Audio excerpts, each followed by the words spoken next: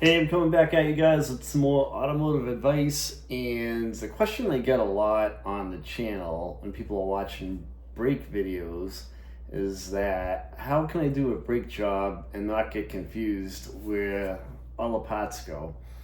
So, what I like to do is when you're doing a brake job, you can do a couple things. If you have a cell phone, which pretty much everybody does, take a picture of if you take the drum brakes off, disc brake, no matter what it is, take a picture of the brake assembly before you start working on it. You can do that. Or another thing that I like to do too is just do one side at a time.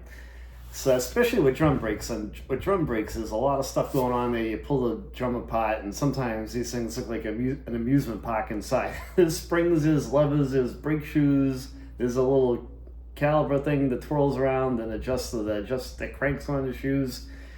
So if you leave one side together, leave the other side of the car together, take that brake drum off, and then work on the other side. So if you get stuck and you can't remember where a spring goes, you can go over to the other side of the car, reference it, and then you'll have an idea of the positioning for your brake shoes and the levers and things like that. One thing that Steve and I like to do, we kind of have always done on like rear brake drums. We'll use that as an example.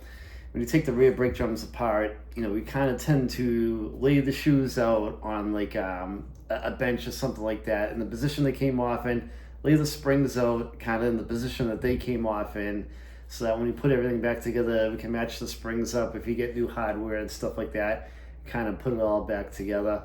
And that's just a quick, easy, short, simple thing to do, and it'll save you sometimes an hour of trying to figure out how it went back together.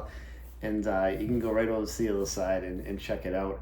Hope this tip helps you guys out, and don't forget to subscribe to the channel. We like putting videos out there for you guys, and your comments and everybody subscribing, it keeps us going.